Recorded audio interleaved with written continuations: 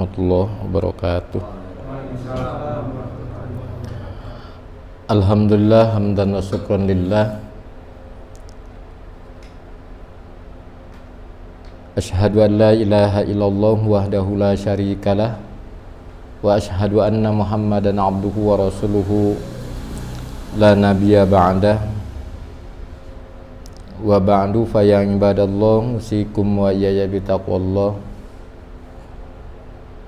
Alhamdulillah, kita panjatkan syukur alhamdulillah kehadirat Allah Subhanahu wa taala. Berkat kudrah kuasa Allah, iradah kehendak Allah, kita masih diberi kesempatan untuk menjalani kehidupan ini dalam rangka kita semua menjalankan tugas hidup yang diamanahkan Allah, yaitu beribadah. Alhamdulillah, di tengah kesibukan aktivitas kita masih bisa menyisihkan waktu untuk hadir di majelis ta'lim dalam rangka kita semua mencoba membuka, mengetahui, mempelajari hal-hal yang berkaitan dengan bimbingan ajaran Islam, dalam rangka kita semua meningkatkan keimanan ketakwaan kita kepada Allah Subhanahu wa taala serta menjaga kualitas ibadah kita semua. Karena di hadapan Allah Subhanahu wa taala kita akan menghadapi dua pemeriksaan yang bersifat kuantitatif dan kualitatif, yaitu ada hisab dan mizan. Hisab artinya hitungan secara kuantitas jumlah amal kita, apakah lebih banyak baiknya atau lebih banyak buruknya. Yang kedua, setelah itu ada mizan. Mizan itu timbangan amal, berapa bobot kualitas amal kita semua, apakah banyak dengan timbangan kualitas yang berbobot, atau banyak tapi dengan kualitas atau bobot timbangan yang ringan, atau sedikit tapi berbobot dengan timbangan kualitas amal yang bagus, atau sebaliknya sudah sedikit tidak berkualitas dan ringan timbangannya. Oleh karena itu perlunya kita belajar itu dalam rangka meningkatkan kualitas amal kita, kualitas ketakwaan kita kepada Allah Subhanahu wa taala. Alhamdulillah, kita sekarang sudah berada di bulan Zulhijjah. Beberapa hari lagi kita akan masuk 10 Zulhijjah, yaitu hari raya Idul Adha. Dan tentunya di bulan Zulhijjah ini juga selain Idul Adha di mana kita disyariatkan untuk melaksanakan kurban, juga di mana kaum muslimin yang kebetulan mendapatkan panggilan oleh Allah Subhanahu wa taala dan sekarang mereka sudah berkonsentrasi di tanah suci Mekah untuk pelaksanaan ibadah haji. Dan alhamdulillah tahun ini kuota jemaah haji itu sudah mulai normal, dan alhamdulillah sekarang tanggal 21 ya, dan alhamdulillah ada pemberangkatan tambahan dari kabupaten kita, yaitu 32 orang, meskipun ini sangat mepet ya, sangat mepet sekali. Alhamdulillah, jadi di tengah saudara-saudara kita yang mendapat panggilan Allah Subhanahu wa taala dalam rangka melaksanakan rukun Islam yang kelima, yaitu ibadah haji, di mana disebutkan al-hajju Arafah, bahwa puncak ibadah haji itu yaitu ketika para jemaah haji itu wukuf di Arafah tanggal 9 wukuf di Arafah, dan bagi yang tidak hadir wukuf di Arafah maka kita punya kewajiban, yaitu melaksanakan saum Arafah, yaitu as-saumu yaumul Arafah. Saum Arafah itu sebagaimana disebutkan oleh Rasulullah SAW, yukaffir, bisa menutupi madiyatan wa mustaqbilatan. Jadi dosa-dosa kita setahun yang lalu dan setahun yang akan datang. Mudah-mudahan kita bisa sampai usia kita ke 9 Zulhijjah kita bisa melaksanakan saum Arafah, juga kita sampai kepada Idul Adha 10 Zulhijjah, Yaumun Nahar, kita menyembelih juga Ayyamut Tasyrik, yaitu hari tasyrik, yaitu 11, 12, 13. Mudah-mudahan kita semua diberi kemampuan untuk melaksanakan ibadah kurban. Ikhwati iman yang dimuliakan oleh Allah Subhanahu wa taala, sebagaimana yang sudah kita jadwalkan bahwa kita meneruskan, kita mencoba mengetahui bagaimana perjalanan dakwah Rasulullah Sallallahu Alaihi Wasallam, bagaimana syirah Rasulullah SAW, perjalanan perjuangan Rasulullah Sallallahu Alaihi Wasallam dalam rangka mengembangkan dakwah Islam. Kita sudah sampaikan pada pertemuan yang lalu itu bahwa Allah Subhanahu wa taala sudah menurunkan perintah kepada Rasulullah Sallallahu Alaihi Wasallam untuk berhijrah, ya, dari Mekah ke Yasrib, yang akhirnya Yasrib itu berubah nama menjadi Madinatul Rasul, dan sekarang kita mengenalnya sebagai Madinah.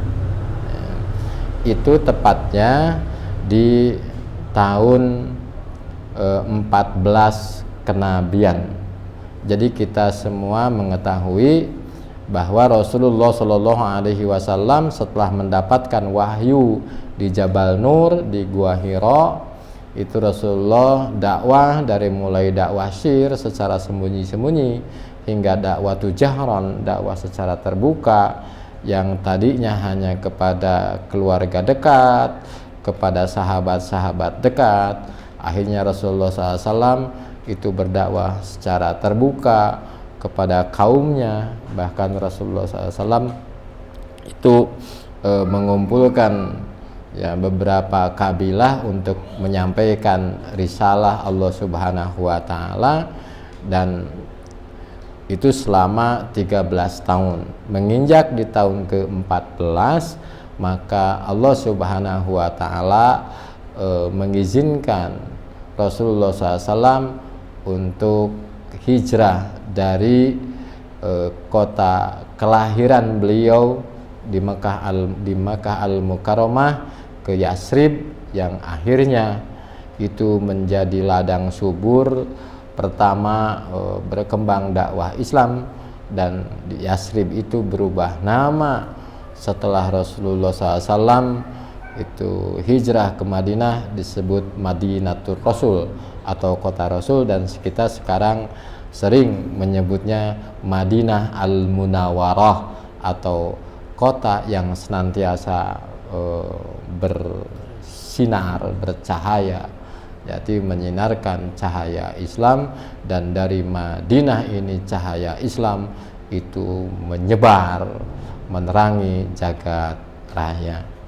Ikhwatu iman yang dimuliakan oleh Allah Subhanahu wa taala, ternyata itu Rasulullah SAW berhasil dakwah di Madinah itu tidak serta-merta semudah membalikan telapak tangan, ya. Ternyata itu dengan perhitungan strategi yang dilakukan oleh Rasulullah SAW, tentunya juga dengan bimbingan wahyu dari Allah Subhanahu wa Ta'ala. Ternyata ketika Allah Subhanahu wa Ta'ala berkehendak, innallaha ya'ti fi waqtil munasib, Allah itu akan datang, Allah itu akan memberikan kemenangan, Allah Subhanahu wa Ta'ala memberikan pertolongan fi waqtil munasib, ada waktu-waktu yang tepat. Jadi ketika kita berjuang, ketika kita berdakwah, lantas kita tidak kunjung mendapatkan apa yang kita targetkan, yang kita cita-citakan, yang kita tuju, itu tidak kunjung kita raih, jangan lantas kita berburuk sangka kepada Allah. Kita senantiasa berbaik sangka kepada Allah Subhanahu wa Ta'ala. Innallaha ya'ti bi waqtil munasib, Allah akan memberikan pertolongannya, Allah akan memberikan karunia-Nya, Allah akan memberikan kemenangan kepada hambanya bi waqtil munasib, pada saat-saat yang tepat, ya. Di mana saat bi makanil munasib, tentu tidak waktunya saja yang tepat, juga Allah tentu karena Dia maha mengetahui, Allah Subhanahu wa Ta'ala maha bijaksana, tidak saja waktunya yang tepat, juga Allah akan memilih tempat yang tepat juga. Dan Allah Subhanahu wa Ta'ala itu mengizinkan Rasulullah SAW, mentah Rasulullah SAW itu untuk hijrah ke Yasrib itu tahun 14 kenabian. Sebagaimana tadi disebutkan, ternyata itu juga kita melihat bahwa lantas Islam bisa berkembang di Madinah, diterima baik oleh masyarakat Madinah, tentu dengan izin Allah, dengan ikhtiar maksimal Rasulullah bersama para sahabatnya. Sebagaimana disebutkan pada pertemuan yang lalu, berawal dari kunjungan hadirnya jamaah haji, ya, musim haji dari Madinah, rombongan dari Madinah yang mereka sudah mendengar berita, kabar, sampai kepada mereka informasi atau dakwah tentang Islam. Akhirnya mereka itu berbaiat di Aqobah, yaitu kita mengenal dengan baiat Aqobah Ula, baiat Aqobah pertama. Berapa orang jumlahnya? 7 orang. 7 orang dari Madinah.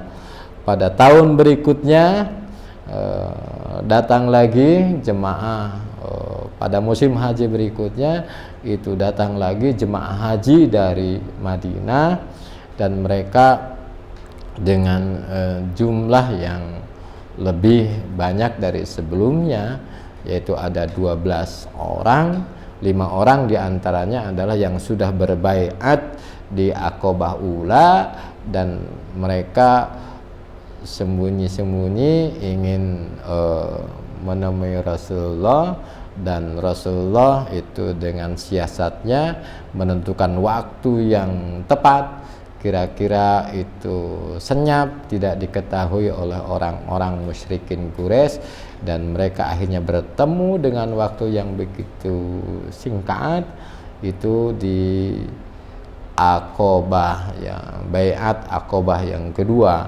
Bahkan selanjutnya itu bertambah jemaah sampai jumlahnya 72 orang, ya, jumlah cukup banyak. Bahkan itu sampai informasi itu tercium oleh musyrikin Quraisy, dan mereka mencari informasi Akhirnya mereka musyrikin Quraisy itu melakukan sweeping ke tenda-tenda jamaah yang ada di Mina. Tapi ya karena dengan siasat dan strategi akhirnya kaum muslimin itu bisa terhindar dan tidak diketahui oleh musyrikin Quraisy. Itu cikal bakal. Dan sebelum Rasulullah melakukan hijrah, tentu ya Rasulullah SAW itu juga sebuah strategi, siasat ya, dan tentu bimbingan Allah Subhanahu wa taala. Beliau mengirim sahabatnya ya ke Yasrib, itu ke Madinah, yaitu sahabat Mus'ab bin Umair ya, Mus'ab bin Umair itu Rasulullah SAW itu mengirim utusan da'i ya, untuk bagaimana menyampaikan tentang dakwah Islam, syiar Islam, informasi tentang ajaran, inti ajaran Islam itu di Yasrib. Ternyata gayung bersambut itu mendapat sambutan yang baik di Madinah, dan Mus'ab mengabarkan kepada Rasulullah SAW bagaimana perkembangan atau sambutan dakwah atau penerimaan terhadap ajaran Islam itu sangat menggembirakan di Madinah. Dan akhirnya Allah Subhanahu wa taala memerintahkan, mengizinkan ya untuk hijrah. Banyak ayat-ayat Al-Qur'an yang menceritakan dengan hijrah. Innalladzina amanu wa hajaru wa jahadu fi sabilillah ya, bi amwalihim wa anfusihim ulaika a'dhamu darajat indallah. Jadi orang yang beriman, hijrah, jihad di jalan Allah dengan diri mereka, dengan harta yang mereka miliki, itu mereka akan mendapatkan balasan pahala a'dham yang sangat besar dari Allah Subhanahu wa taala. Tentu tidak ada balasan yang lebih besar dari Allah Subhanahu wa taala selain yaitu jannah ya, surga Allah Subhanahu wa taala. Rasulullah SAW itu mengizinkan, akhirnya para sahabat itu berhijrah. Jangan digambarkan bahwa hijrah itu bedol desa, proses cepat gitu, dalam sepekan 2 pekan, tidak. Ternyata hijrah itu dilakukan ya, oleh para sahabat itu dua bulan ya. Di sini jelaskan ya, itu 2 bulan karena mereka menghindari dari sergapan musyrikin Quraisy.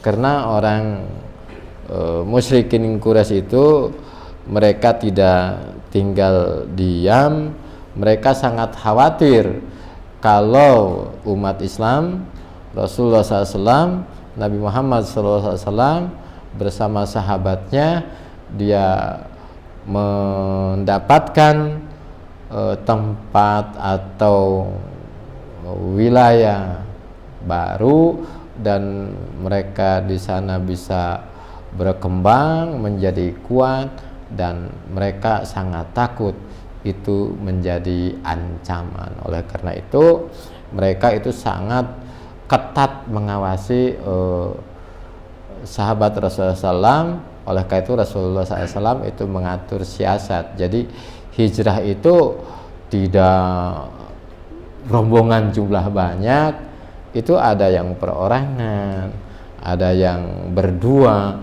tapi tidak jumlah banyak, untuk menghindari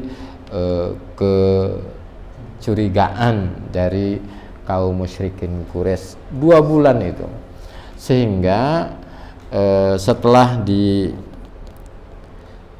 diyakini ya semua sahabatnya itu hijrah, itu kan yang baru Rasulullah SAW itu yang masih tinggal di Mekah bersama Abu Bakar Asy-Siddiq, bersama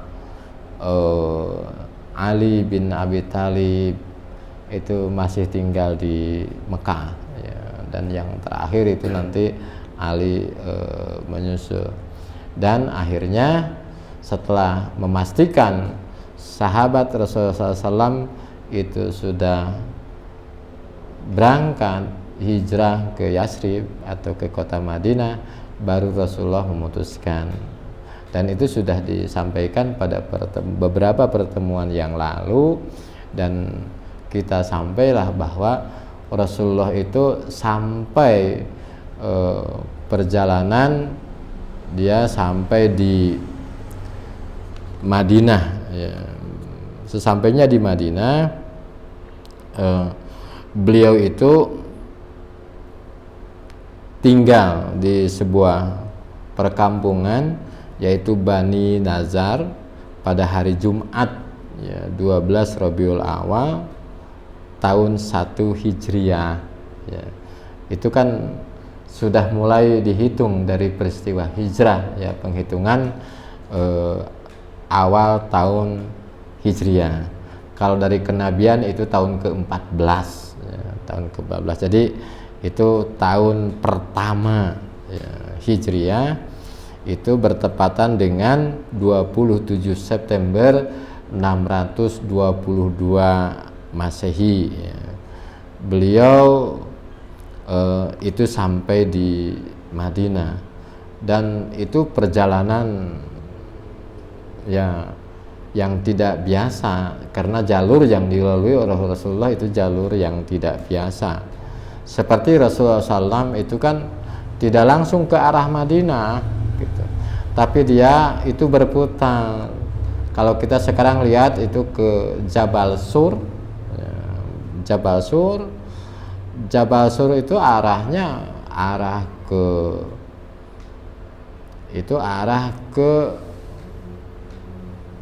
Sam, ke Sam ya, ke Sam itu dia berputar lagi ke arah laut ya, ke arah Jeddah ya, ke arah Jeddah berputar lagi akhirnya ke arah Madinah. Jadi artinya untuk menghindari kalau langsung rute Madinah itu sangat mungkin ya, sangat mungkin ada yang mengejar, meskipun melalui jalur yang tidak biasa saja.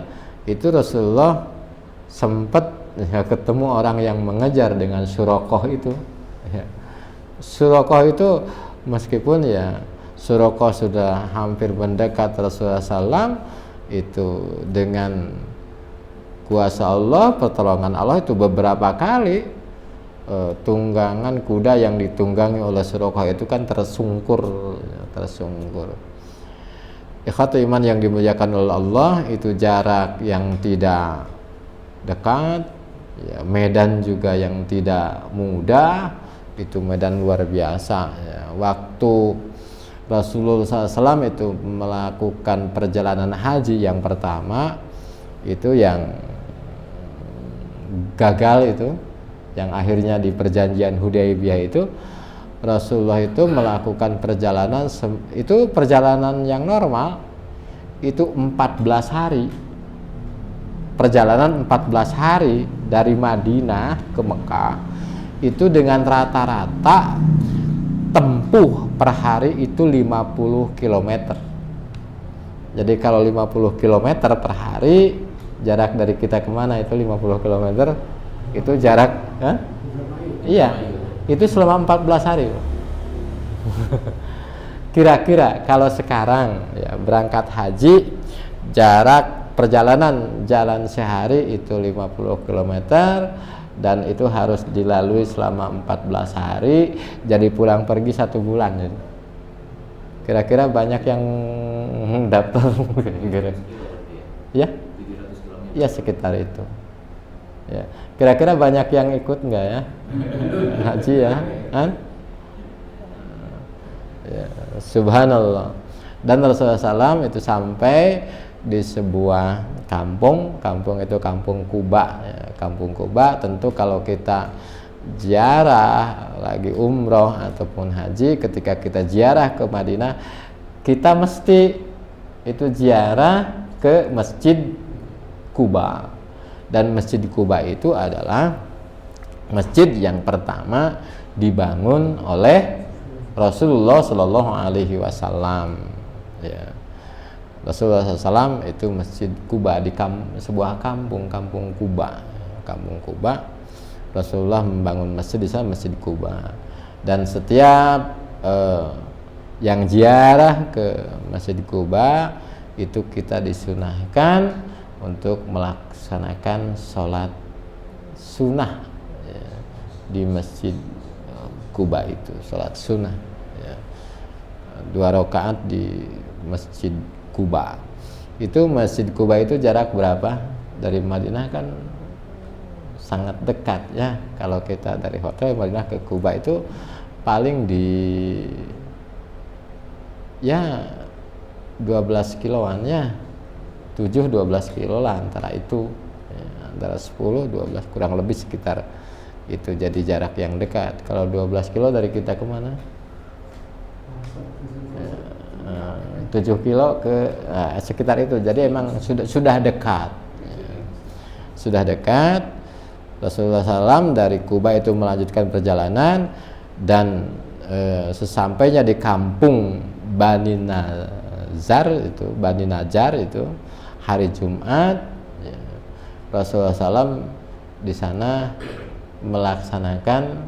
mendapatkan perintah sholat Jumat ya, jadi itu syariat sholat Jumat dan di sana melaksanakan itu sholat Jumat. Setelah melaksanakan sholat Jumat di Bani Najjar, Rasulullah melanjutkan perjalanan dan sampailah di sebuah tempat yang sekarang itu jadi Masjid Nabawi. Sesampainya di sana itu tentu ya masyarakat Madinah atau kita menyebut dengan kaum Ansor itu. Kaum Ansor mereka kan banyak ya yang sudah Islam Muslim, yang sudah menerima dakwah Rasulullah. Dia sering mendengar hadis-hadis Rasulullah, sabda-sabda Rasulullah. Dia sangat sering mendengar bagaimana petuah bimbingan Rasulullah, tapi banyak di antara mereka yang belum pernah melihat bertemu Rasulullah SAW. Jadi sangat kita bayangkan bagaimana kerinduan, sambutan yang meriah di Yasrib ya, di Madinatul Rasul, di Madinah Munawwarah itu. Sampai-sampai Rasulullah SAW itu kan disambut ya, dengan syair yang kita sudah pada hafal ya. Syairnya pada hafal?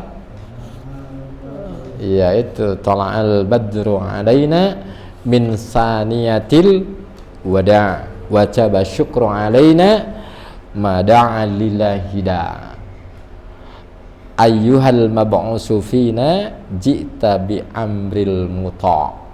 Ya. Jadi tala'al badru alaina, jadi telah terbit badru purnama alaina di tengah-tengah kita, min saniyatil wada, dari saniyatil wada, jadi tempat saniyatul wada, wajaba syukru alaina, maka wajib bagi kita sekalian itu untuk bersyukur kepada Allah mada'al lilahida, ya, karena ajakan seruan, ya, dakwah di jalan Allah, ya, ayyuhal mab'usufina, wahai, ya, Rasulullah SAW al-mab'us yang sudah diutus fina, di tengah-tengah, sekarang sudah berada di tengah-tengah kita sekalian. Ji'ta bi amril muta', beliau datang dengan membawa perintah al-muta' yang harus kita taati. Itu hebat orang Madinah itu. Ini Rasulullah yang kita dambakan sudah ada di tengah-tengah kita. Dia akan datang, hadir di hadapan kita dengan menyampaikan dakwahnya, menyampaikan risalahnya, menyampaikan firman-firman Allah. Jita bi amril muta', pokoknya kita akan taat kepada perintah apa saja yang dia sampaikan. Itu kan udah terlihat ke buah-buah keimanan, ya, bunga-bunga keimanan, ya. Pokoknya mereka siap, sami'na wa atona. Bagaimana kerinduan, gambaran di bait syair itu, kecintaan mereka kepada Rasulullah SAW, sehingga ketika mereka mendengar informasi bahwa Rasulullah SAW itu tiba di tengah-tengah mereka, itu mereka pada keluar dari rumah-rumahnya, bagaimana sambutan hangat, ya, untuk orang yang sangat dirindukan, orang sangat dicintai, orang yang sangat dimuliakan, orang yang menjadi panutan hidupnya, yang segala sesuatu yang dia miliki siap untuk diberikan, dihadiahkan untuk kecintaan kepada Rasulullah SAW. Sehingga sesampainya di sana itu onta Rasulullah SAW yang sangat terkenal, siapa namanya? Kiswah. Itu talinya itu pada narik-narik. Sahabat-sahabat Ansor itu, kaum Ansor itu menarik-narik ontanya. Dia pingin rumahnya itu disinggahi Rasulullah SAW. Dia ingin tuntun onta Rasulullah itu biar ke rumahnya, lewat di halamannya itu. Tapi Rasulullah SAW itu menyampaikan agar mereka untuk membiarkan onta Rasulullah itu, biarkan dia jalan sendiri. Dia maunya ke arah mana? Soalnya itu juga subhanallah, ya, bijaksananya Rasulullah SAW, kearifan Rasulullah SAW. Seandainya dia membiarkan, ya, kaum Ansar itu, maka tentu akan berebut kan, semua ingin disinggahi oleh Rasulullah SAW itu. Maka Rasulullah SAW menyampaikan dengan sangat bijaksana, beliau sampaikan, biarkan, katanya, Kiswah ini, kendaraan ini mau kemana dia. Maka onta itu terus berjalan, Kiswah itu seluruh kemana dia mau, dan akhirnya dia berhenti di sebuah tempat. Lantas dia maju lagi, tapi dia kembali ke tempat itu. Maka Rasulullah SAW itu beliau bersabda, beliau menyampaikan kepada sahabatnya kaum Ansor juga Muhajirin yang menyambut kehadiran Rasulullah. Kata beliau, siapa di antara kalian rumahnya yang paling dekat dari tempat ini? Rumah siapa coba? Ternyata itu rumah Abu Ayyub Al-Ansari. Rumahnya Abu Ayyub Ansor, itu kaum Ansor.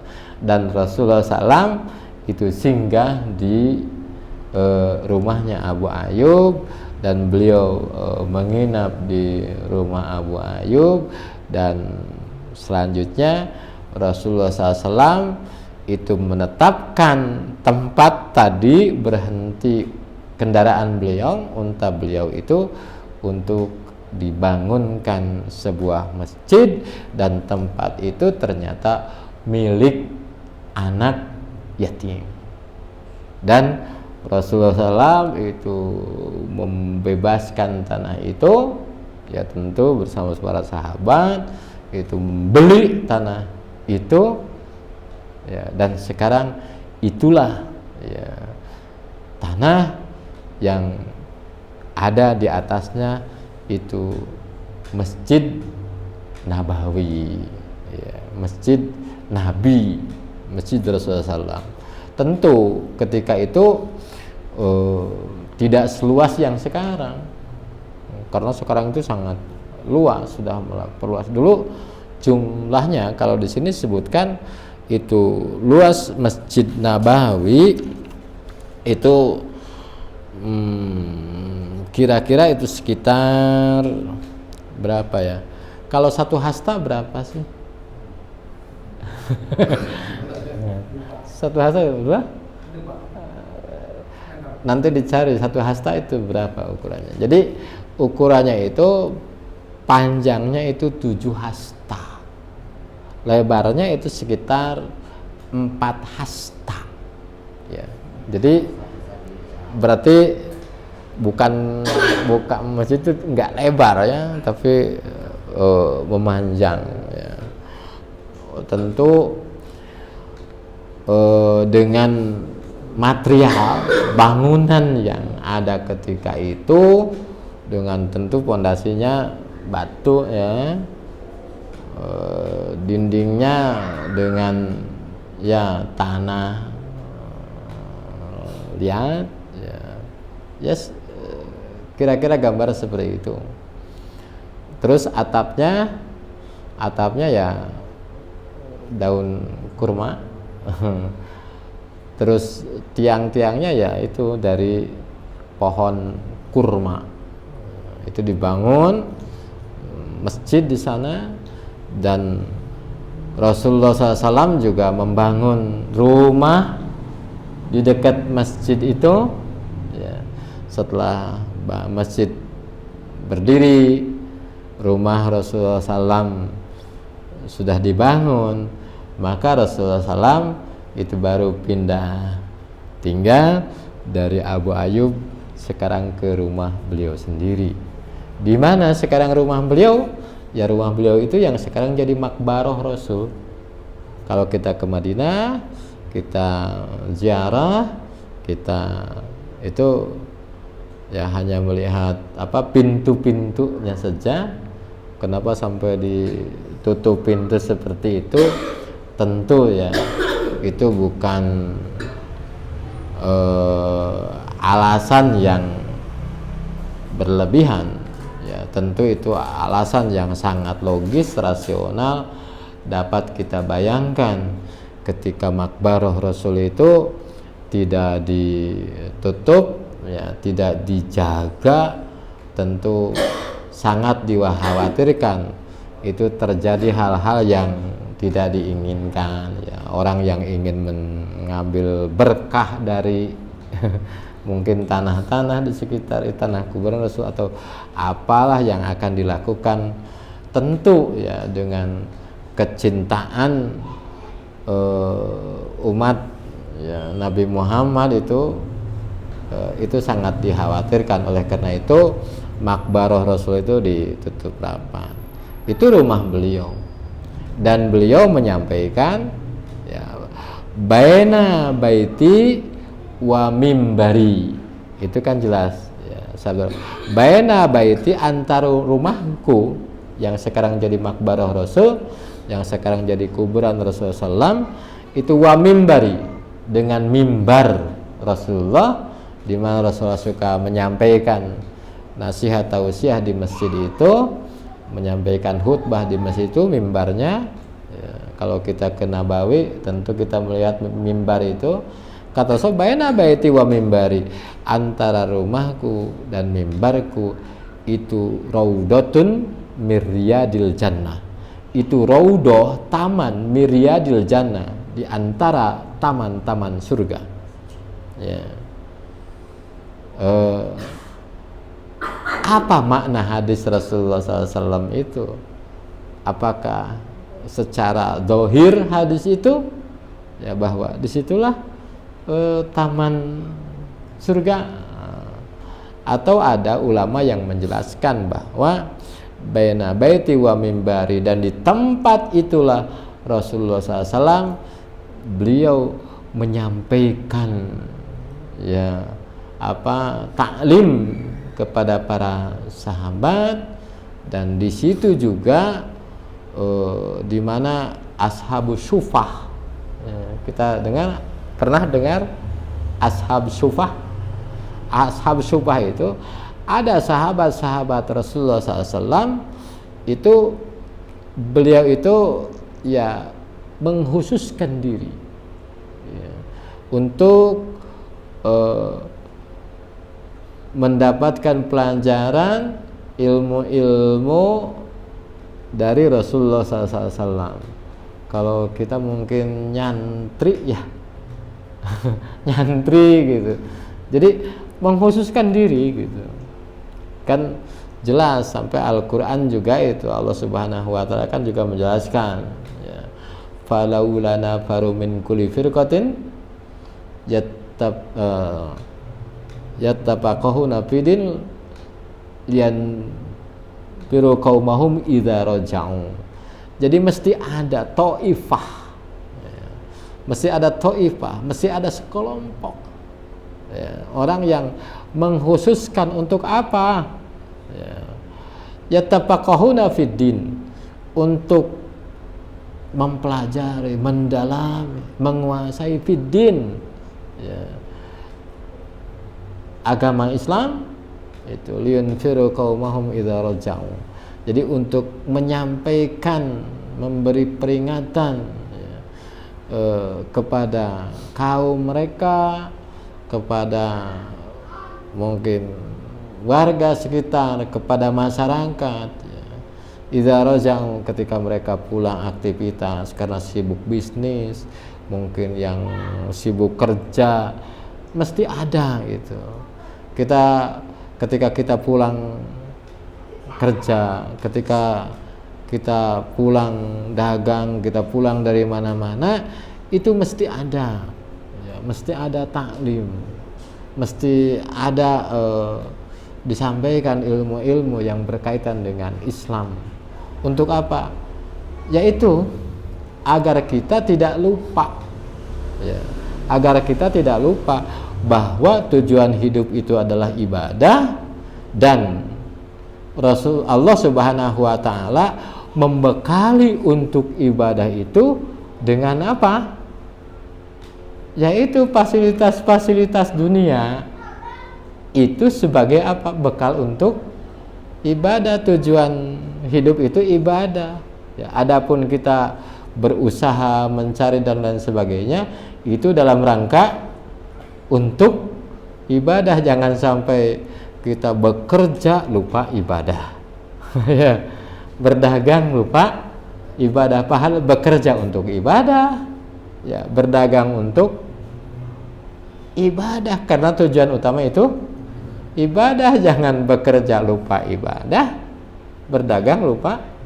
Jadi kerja untuk apa gitu, untuk apa, sementara kita hidup untuk ibadah. Itu ada yang menyampaikan bahwa Raudhah itu di mana Rasulullah SAW itu menyampaikan ilmu-ilmu, wahyu-wahyu, menyampaikan risalah secara khusus. Itu makanya majlis-majlis ilmu ya, halaqah-halaqah yang dimana disampaikan ilmu-ilmu, bimbingan-bimbingan Islam. Ini kita sekarang lagi tinggal di taman-taman surga. Ini majlis seperti ini termasuk taman-taman surga. Rasulullah sama jawab bayana baiti wa mimbari raudhah, antara rumahku dan kita sekarang bagaimana ya, kita saksikan ketika orang masuk ke Masjidil Haram itu antusias, ya, semangat mereka untuk bisa masuk ke Raudhah kan. Kenapa Raudhah itu sampai dipagari, ya, dipagari? Karena itu orang sangat ingin berebut masuk, ya kan. Ketika dibuka itu orang menyerbu tuh ingin masuk ke Raudhah, itu penuh tutup, ya.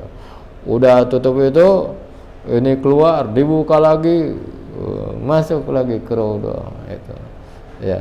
Raudhah itu baina baiti wa mimbari Raudhah, antara rumahku dan mimbarku itu adalah taman di antara taman-taman surga, dan itu tempat Rasulullah SAW menyampaikan risalah Allah, ilmu-ilmu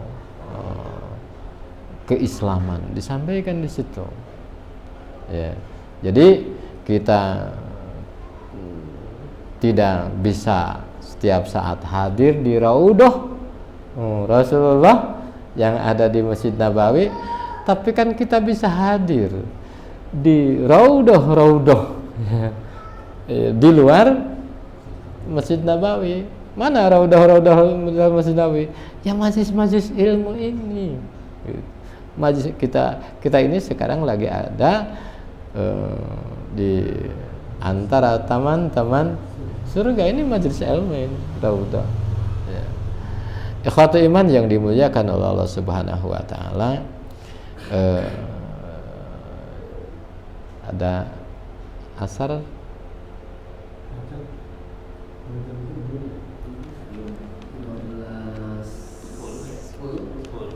ya, siap ya. Jadi itu ternyata, ya, dari bangunan yang sederhana ini, ya, dan ini wakaf, ya, kaum muslimin itu, ini subhanallah, dari tempat ini, ya, dari masjid ini, ya, Islam itu tersebar luas, ya. Makanya tempat itu yang tadi namanya Yasrib itu berubah jadi Madinatul Rasul, dan sekarang kita menyebutnya Madinah atau Madinah Al-Munawwarah. Kalau Makkah Al-Mukarramah maka Al-Mukarramah, Madinah Al-Munawwarah. Karena dari sini risalah Allah, dakwah Islam itu tersebar. Ini luar biasa. Jadi bayangkan, ya, dari sebuah tempat, kita bayangkanlah 15 abad yang lalu, tempat 7 hasta kali 4 hasta itu bisa melahirkan, ya, melahirkan umat yang luar biasa. Dan umat itu langsung oleh Allah Subhanahu wa ta'ala itu disebutkan dalam Al-Quran, kuntum khaira ummatin. Coba kita sering ada beberapa mubalik menyampaikan ini ayat dakwah, padahal lihat ya,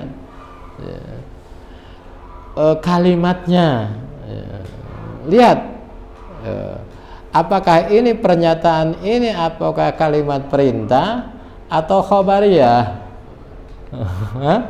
Khobariyah, kalimat berita, ya. Khobar apa amar? Khobar. Kuntum, khitabnya siapa? Antum. Antum siapa? Antum itu mukhatab, bukan ghaib. Artinya mukhatab itu yang ada di depan, yang ada di hadapan. Antum, kuntum, kata Allah, kuntum, keadaan kalian semua gitu. Kalian semua itu gitu, kuntum itu khairu ummatin. Kalian itu khairu ummatin,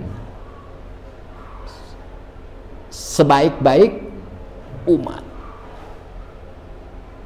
Kira-kira kuntum ini hitobnya itu apakah lihat teks ayat ini ya, waktu ayat ini kuntum itu kira-kira ke kita umat Islam atau hitobnya ke sahabat?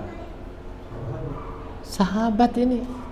Kuntum, kalian itu para sahabat, khairu ummah, sebaik-baik umat. Jadi ketika generasi awal Islam disebut khairu umat dengan sosok Rasulullah SAW sebagai murabi, Rasulullah SAW yang mencetak generasi itu sampai terlahir khairu umat, umat terbaik, ukhrijat linnas. Bayangkan seandainya yang jadi umat itu kita waktu itu kita waktu itu, kira-kira bagaimana perlakuan kita dengan ayat-ayat Allah yang disampaikan oleh Rasulullah. Tapi khairu umat itu subhanallah, mereka tiap saat menanti kalau ada wahyu yang diterima oleh Rasulullah. Mereka sangat menanti Rasulullah apakah sudah menyampaikan ada perintah apa lagi, perintah apa lagi. Mereka menanti perintah dari Allah, bukan hanya ingin tahu, karena dia sangat ingin melaksanakan perintah Allah. Bagaimana hebatnya mereka beribadah. Dan kita sekarang mendapatkan perintah Allah itu sudah dalam satu kitab lengkap bagaimana perlakuan kita terhadap Al-Quran. Tapi bagaimana sahabat itu, mereka menanti Rasulullah SAW. Setiap mereka bertemu dengan Rasulullah, apa yang mereka sampaikan kepada Rasulullah? Aushini ya Rasulullah, kasih aku wasiat. Itu mereka. Aushini ya Rasulullah. Mereka itu amalnya udah hebat. Tetapi ketika mereka bertemu Rasulullah, senantiasa bertanya, ayul a'mal afdal ya Rasulullah, ayul a'mal afdal, apakah ada amalan yang harus aku lakukan afdal, yang lebih utama dari amalan-amalan yang sudah biasa kami lakukan? Mereka senantiasa menantang itu. Ayul a'mal afdal, ayul a'mal ahabu ilallah ya Rasulullah, ada tidak amalan ya, yang kami biasa melakukan amal, tapi ada enggak amalan yang bisa menjadikan Allah lebih mencintai kami? Jadi mereka itu apa ya, seolah-olah ayo ada perintah apa lagi, kami harus lakukan apa lagi? Padahal mereka itu subhanallah amalnya sudah hebat ya. Bagaimana ketika mereka bertanya, ayul a'mal ahabu ilallah ya, amal yang Allah akan menjadi dengan menyebabkan Allah dengan amal itu ahabu ilallah, Allah lebih cinta kepada kita.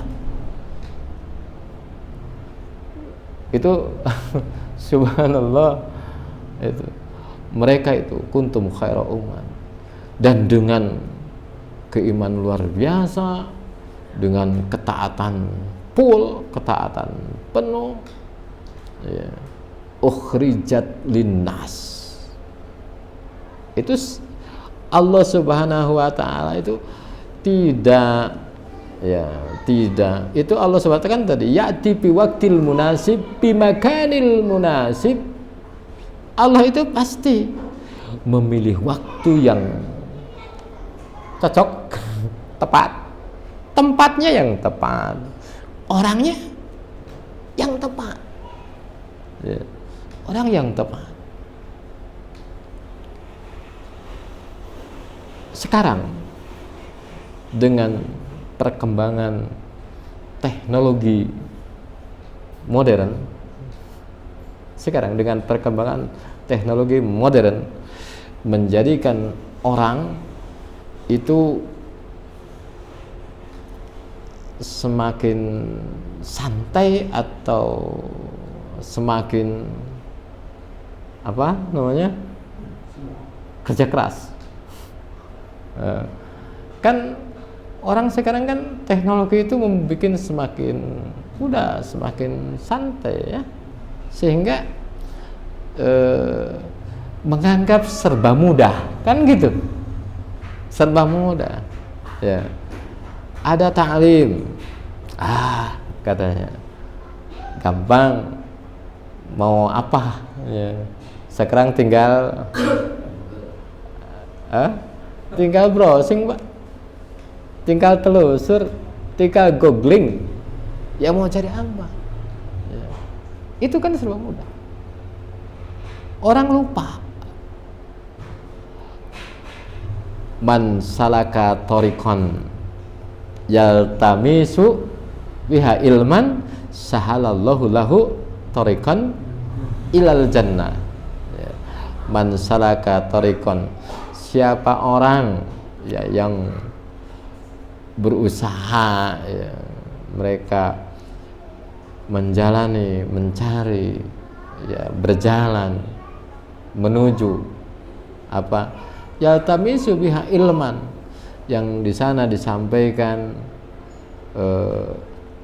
ilmu-ilmu, ya, yang akan menjadikan kita lebih dekat kepada Allah, lebih meningkatkan kualitas ibadah kita, semakin menjadikan kita itu tawadu, ya. Sahalallahu lahu tariqan ilal jannah, Allah akan mudahkan jalan ke surga. Bahkan itu Rasulullah menyampaikan, man aradallah bihi khairan yupaqqihu bidin. Idza aradallah bi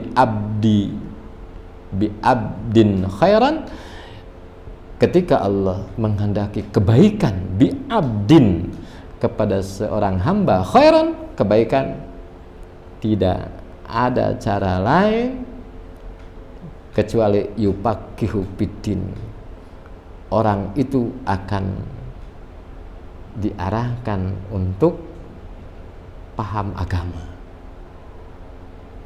Ngeri kalau lihat hadis ini. Berarti logikanya, kalau kita semakin dijauhkan, tidak mau tahu dengan ilmu agama, jangan-jangan Allah sedang tidak menghendaki kita kepada kebaikan, kan itu. Idza aradallahu bi abdin khairan, ketika Allah menghendaki kebaikan kepada seorang hamba, yupaqihu bidin, maka Allah akan arahkan orang itu untuk paham agama. Ketika ada orang yang dia tidak mau tahu ilmu agama, berarti jangan-jangan Allah menjauhkan dia dari kebaikan. Itu kan ngeri, ya.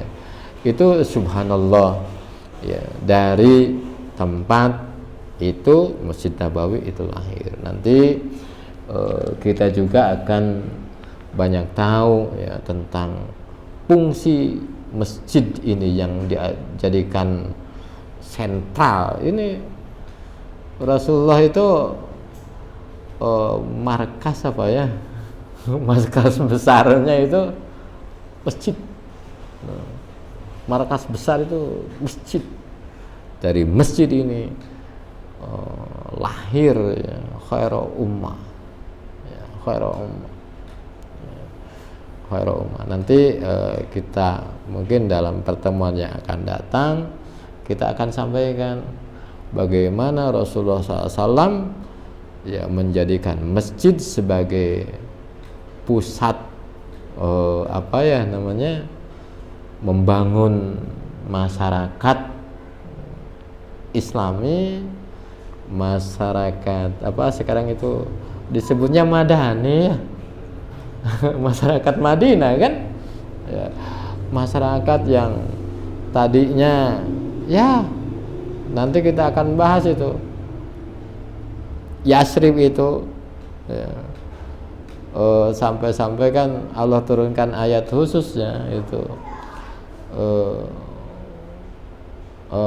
apa, Allah sampai-sampai mengingatkan, ya, ketika mereka masih membanggakan antar suku golongan, kan Allah mengingatkan, ya, wadhkuru nikmatallahi alaikum id kuntum a'da'a. Ingat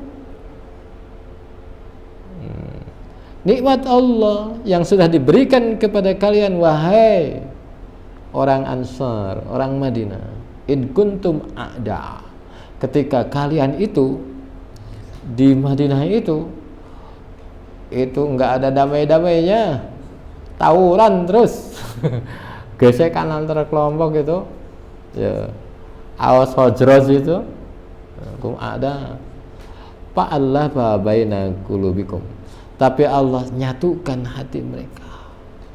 Fa'asbahtum, Allah jadikan kalian binikmatihi, dengan nikmatnya ikhwana, mereka bersaudara.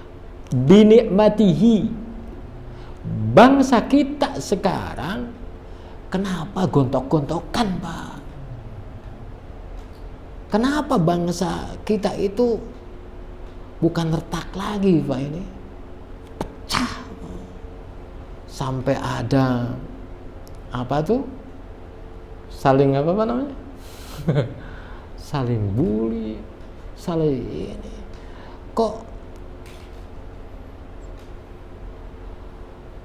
dulu Madinah yang ada, yang mungkin seperti bangsa kita sekarang itu, dengan, ya, ingin saling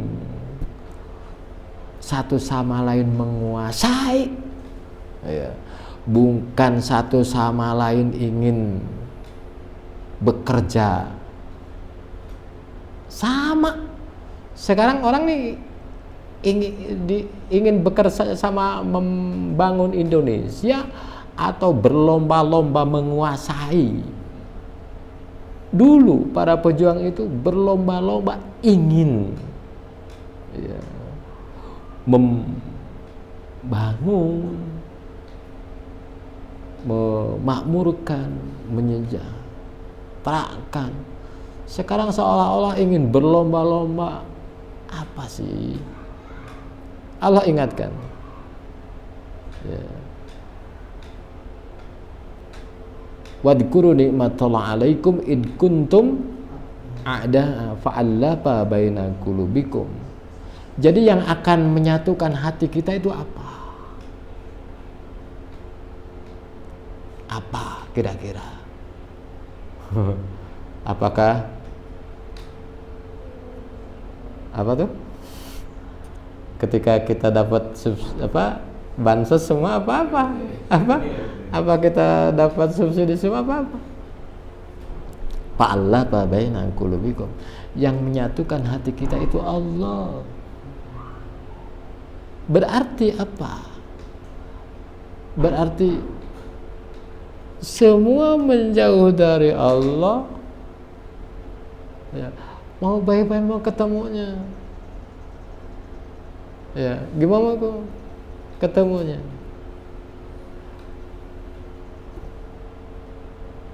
Fa'alafa baina qulubikum fa'asbahtum bi ni'matihi ikhwana. Ya. Dan ketika hati kita kepada Allah, takut kepada Allah, bahwa kita semua akan dipinta pertanggungjawaban, ya.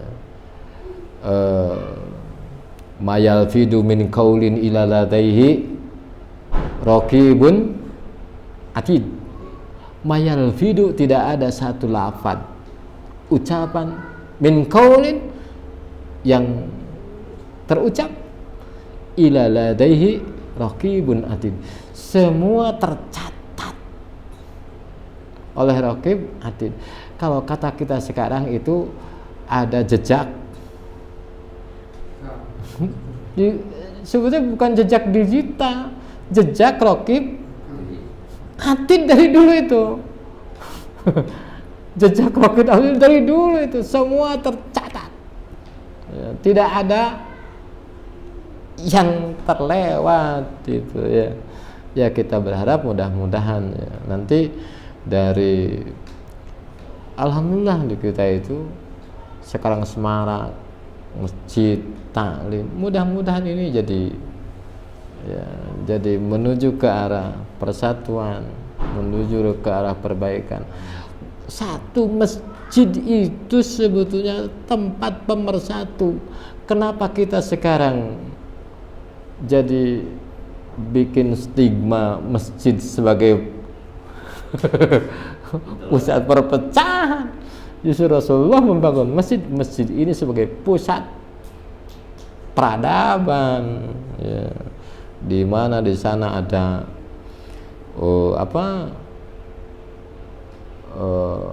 konseling, bimbingan, keluhan, kesah dan lain sebagainya. Dari masjid itu orang punya masalah ke masjid, mudah-mudahan ini akan kita sampaikan bagaimana peranan masjid yang dibangun oleh Rasulullah SAW, ya. Jadi nanti kita jelaskan, ya, ada ayat Allah secara khusus menyampaikan apa man asasa bunyana ala safa jurufin harin, karena ada asasa bunyanahu, orang yang membangun, ya, tidak hanya masjid, membangun peradaban, mungkin membangun apa, ya, membentuk partai, apa bisa masuk ke situ bunyan gitu kan. Ala safa jurufin harin, ternyata dia membangun itu ala safa jurufin harin, itu di tepi tebing, ya, jurang. Kalau bangunan di tepi jurang itu setiap saat, ya, mesti ancaman itu ada, pasti itu, ya. Tapi apa man asasa bunyanahu ala taqwa, tetapi ketika orang membangun dengan dasar takwa, ya, kepada Allah, nanti itu akan kita sampaikan. Itu saja yang bisa disampaikan. Mudah-mudahan ada manfaatnya, khususnya tentu bagi yang menyampaikan juga ikhwatu iman semuanya. Mudah-mudahan kita bisa banyak mengambil ibroh dari siro perjalanan dakwah perjuangan Rasulullah SAW, menjadi inspirasi bagaimana kita menjalani hidup ini. Kita bermohon kepada Allah Subhanahu wa taala, mudah-mudahan Allah Subhanahu wa taala senantiasa membimbing kita dalam bimbingan hidayahnya. Allah Subhanahu wa taala memberi kekuatan kepada kita untuk melaksanakan ketaatan. Allah Subhanahu wa taala mengampuni segala dosa dan kehilapan. Allah Subhanahu wa taala menerima amal kebaikan kita. Allah Subhanahu wa taala menetapkan akhir hayat kita ada dalam husnul khatimah. Rabbana la tuzigh qulubana ba'da idh hadaitana wa hab lana min ladunka rahmatan innaka antal wahhab. Rabbana atina fid dunya hasanah wa fil akhirati hasanah wa qina adzabannar. Aqulu qauli hadza wa astaghfirullaha li wa lakum wal minkum. Assalamualaikum warahmatullahi wabarakatuh.